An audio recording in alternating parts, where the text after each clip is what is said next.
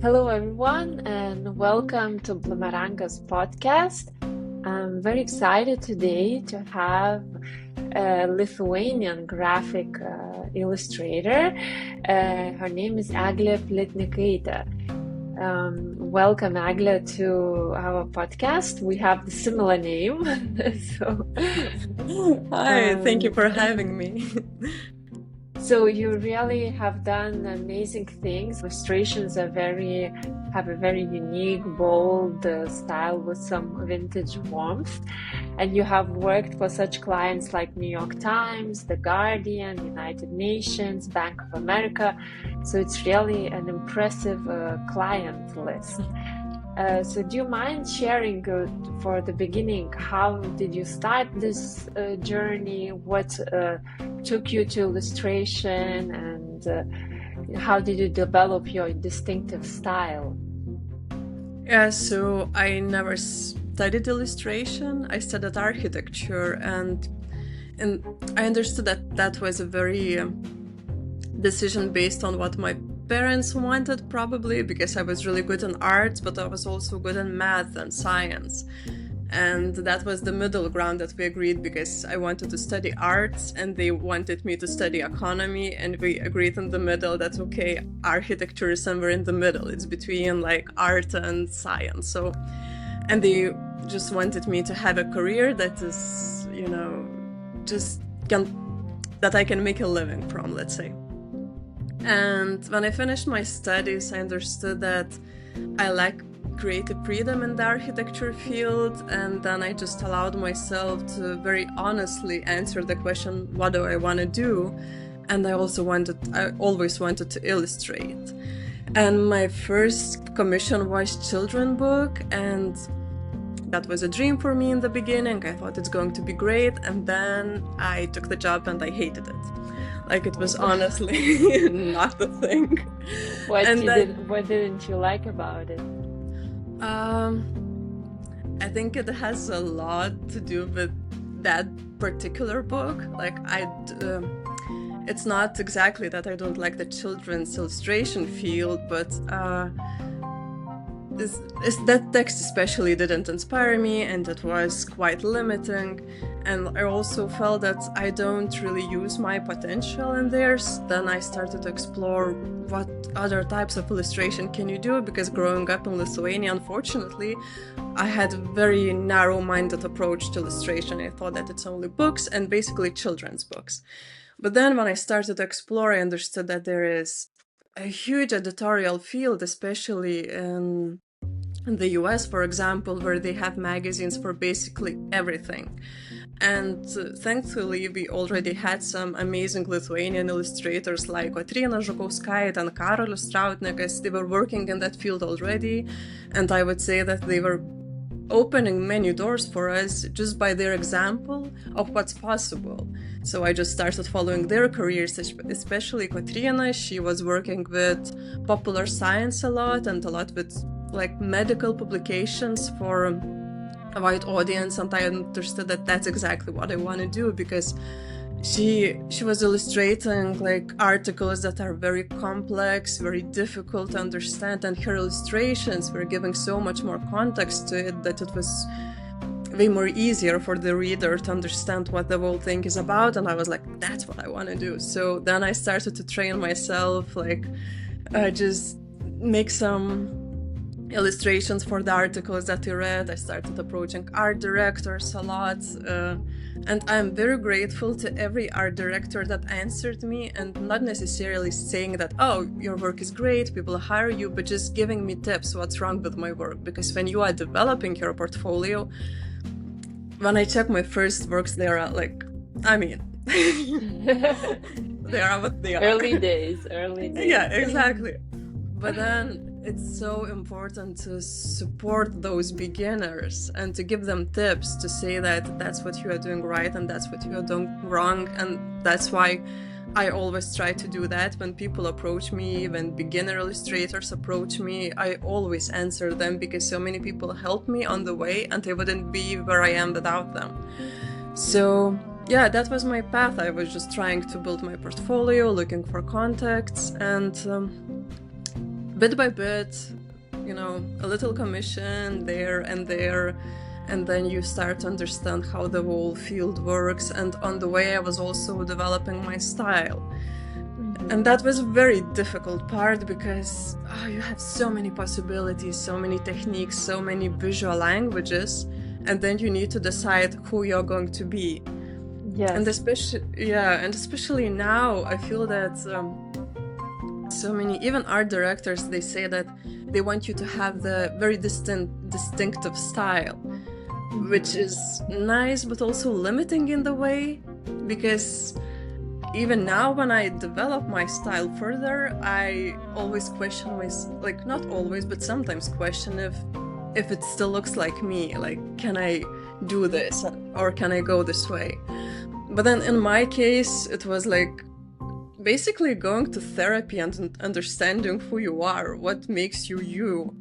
And the bold shapes and that cleanliness came from my personality, because I hate drama and I hate clutter. I just want to, basically go to the bare essence of things all the time. And you can see that in my work. That, I like to delete things till the essence, basically until the point where you cannot delete anything else, because then it won't be recognizable. Yeah, and the bold colors is probably what I'm missing in Lithuania, because I love them. Yes. And even though, I love Lithuania, I love living here, it's an amazing country, but it can be a bit gray, yes. Especially during the cold period. I totally agree with you. Yeah. So basically, I was just creating something that I'm missing. So, yeah. Yes, and the colors definitely stand out in your work, and we love that. In Bloomerangas, we're also all about colors. Yeah. Wonderful. So it sounds like the search for your style was really connected with the search of yourself, right? And then absolutely exploring what is possible and then choosing what you feel is really yours, right? Yeah. Do you feel like you're already at the stage where you kind of have settled down on your style, or are you still exploring some new avenues?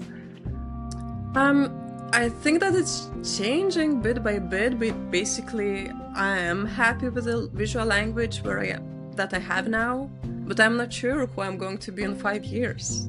And I think that each of us have to accept that we don't know where are we going to be, who are we going to be.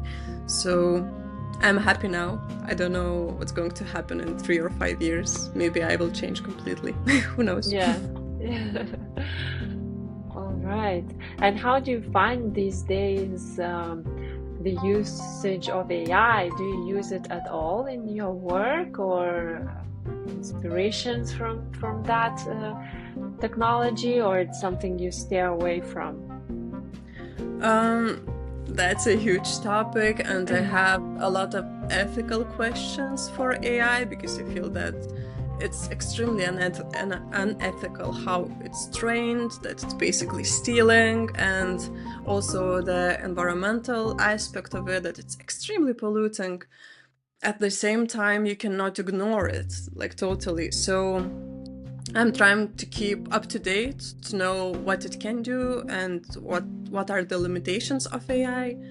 Personally, I don't use it. I tried to experiment, I found it extremely limiting. So, yeah. What I'm really sad about is the fact that AI is stealing the low-paid jobs, which means that it's stealing the possibilities for the beginners. And I think that it's extremely difficult to be a beginner now, because honestly, sometimes the level of your work when you're a beginner is quite similar to the level of the work that AI can provide. And then the beginners cannot find jobs, and if they cannot find the beginner jobs, how are they going to grow? Sure. And another very strange aspect of AI that I don't like, that changed my career, is that when I was working, I decided that I want my work to speak for me. I don't really want to show my face, and for many years I didn't post any pictures of myself anywhere. Like my clients didn't know who I am, how old I am. Many of my clients thought that I'm a man. And I was like, okay, I don't care. But then with the AI, clients want to show you a lot more because they want to prove that we are hiring humans, not AI. And then you have to decide if you want to participate in all those photo shoots, film reels, and so on and on. That's the aspect that I really don't like. I'm kind of slightly changing my views because I want to stay relevant and I want to stay in the industry. But that's a very upsetting aspect for me, that my face has to be shown more than my work sometimes. Interesting. But yes, I do have to admit as well that these days with the AI and a lot of brands, it's kind of a human, the craftsman, let's say, is rare, right? And I think it's going to increase even more and more because more and more things will be done with AI. So then you need to almost cherish yourself, right? And say that yes, certain commissions are done by real humans. So yes, and how far you want to go with revealing yourself, of course, is up to you to decide, right? How much you want to play this game. Yes. Can you walk us a little bit through your creative process? How do you usually work with clients, and how do you come up with different visual metaphors in the work that you create? So it kind of depends on the client, because editorial illustration demands you to work in certain way, and then advertising asks you to work in a different way. So for editorial, usually you just get an article and you basically have the freedom to illustrate it the way you want to. So the first step is, and the most difficult step, is developing a concept. Then you have to analyze the article, find the keywords, find the symbols for those keywords, and then decide how you're going to use them and how you're going to create a visual out of that. I love this process, and that's the process that AI cannot do. True. So, I mean, you still have to develop concepts. So, it usually takes the most time, and of course in editorial sometimes you have to deliver the final in 24 hours, so you have to think very, very fast. But I kind of like that pressure. And with advertising, they usually already have a direction they want you to go. I really love and admire and cherish the clients that still values your creativity and asks your insights, or gives you an opportunity to make the product better.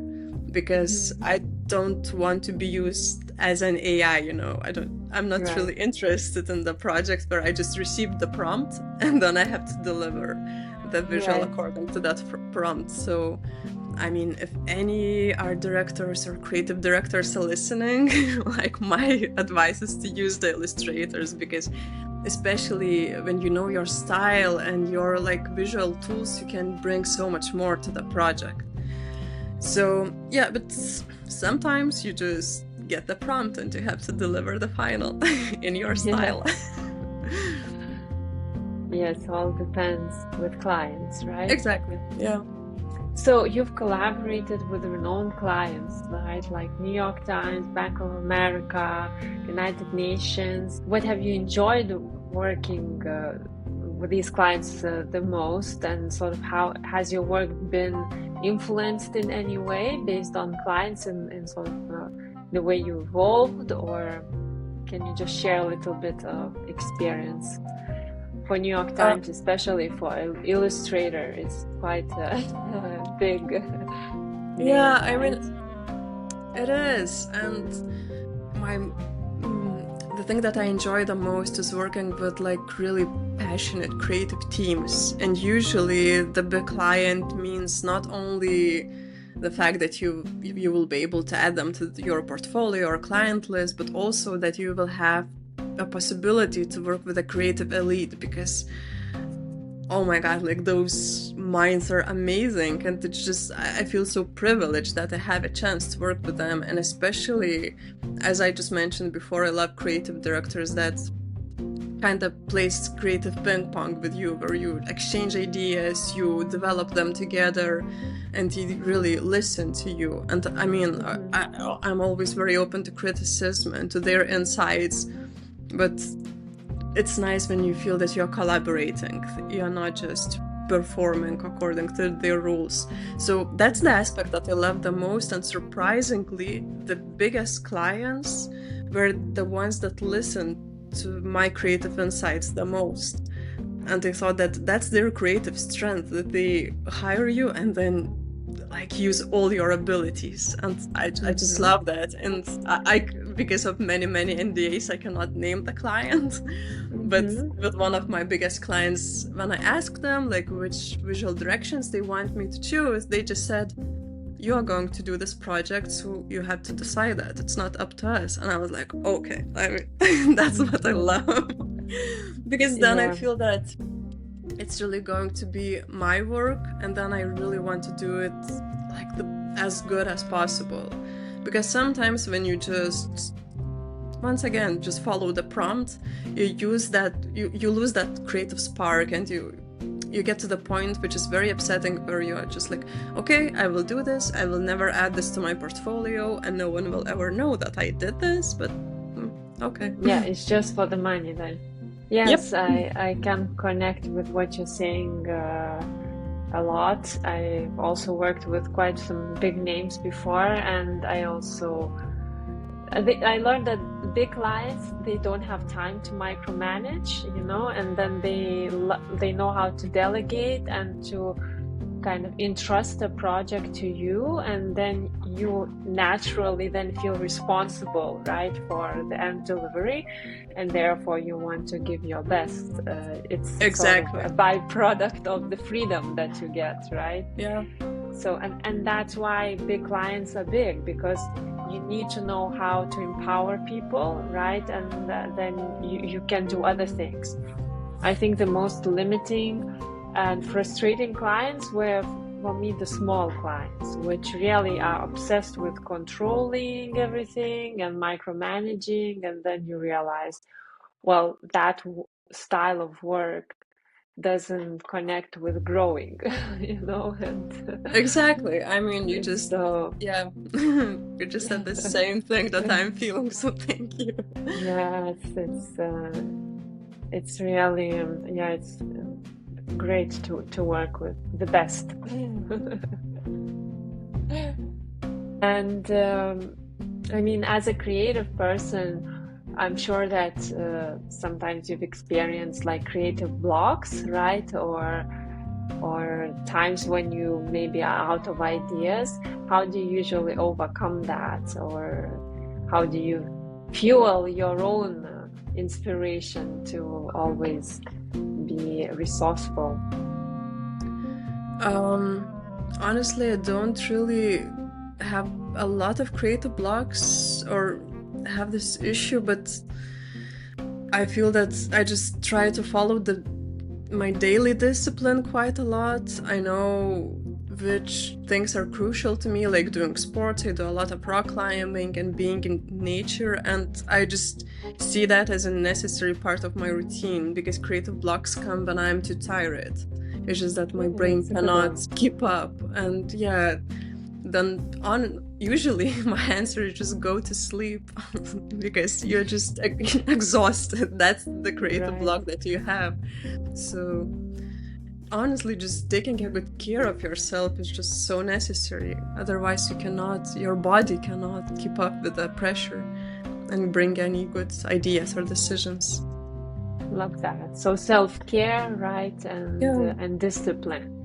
Yes, I think a lot of people who kind of have a good structure, right? Even if you're a creative person, it doesn't mean you need to live in chaos, right? Exactly. So, okay, that's a good tip then for our listeners, is to make sure that you have a certain routine and discipline and structure in the day, So you're not like, oh, I'm out of inspiration, sort of, and stuck, right? Like inspiration comes when you actually do the work and you're upbeat, right? Yourself. Yeah. Wonderful. So, so freelancing, of course, requires a lot of self-discipline, right? And apart from the routine that you have in the day that kind of keeps you upbeat, is there anything else that you consistently do to search for clients, promote your personal brand, or do things come naturally at this point in your career? Well, happily, mostly it comes naturally, and it's also thanks to my agents that they are doing a really good job and bringing a lot of clients my way. I mean, there are quiet periods, and of course AI influenced the whole industry, and the economical situation is also reflecting in the industry and in the amount of clients. So what I like to do is that I keep approaching art directors that I loved working with, just remind them that you are there, that just update your portfolio, send them new work, especially with the ones that you really, really want to work with and you have a good connection. And I keep forgetting that myself, but it's important to, renew that connection, ask them how they are doing, just honestly, because they are people and human connection is so important. I guess it could be much better in like promoting my brand, but also the thing is that I'm really busy with work, and then you don't feel that necessity of promoting yourself that much. So at this point I'm privileged because I can choose the clients that I want to work with, but once again, I don't know what's going to happen like in 6 months or something like that. So I have to remind myself again, just keep connecting with the people that you want to work with, and maybe they don't have a project for you today, but they might have one in 2 weeks or in a month. So, or just keep them, make them to remember you. Yeah. Right, just kind of stay in touch, right, with the people that you want to work with. It's like developing a relationship in a way, right? It's exactly. Yeah, wonderful. And so you talked a little bit already about beginner illustrators. Is there anything that apart from the worries that you have right now that is difficult for beginners to find jobs, would you have some kind of advice for how could a beginner illustrator who would love to be in the position that you are at some point, how could they sort of develop their portfolio and pursue their dreams? Once again, I feel that it's a path of self-discovery a lot. You need to answer yourself like, what kind of clients do you want to work with? And then I understand what kind of value can you bring to those clients. Because I feel that in illustration, it's a lot of understanding what you want to do and then what can be useful for the clients, because it's a commercial work. So you have to bring some value, and then you need to find some middle ground where you're not lying to yourself, where you still enjoy it, but then your work brings some extra to the clients that work with you. So I feel that it's very important to answer these questions to yourself to find that middle ground. Then once again, answering yourself who you are, developing your visual language.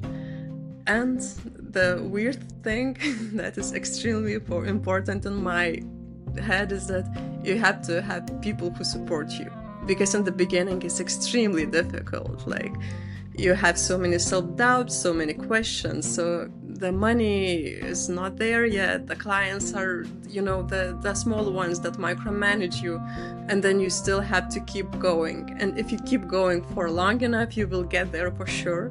But then create your supportive team, like friends, partner, family, your dog, whatever. Just have someone who supports you continuously, and then it will be life-saving in those very low moments. Because for me, that was my husband. I wouldn't be where I am without his support.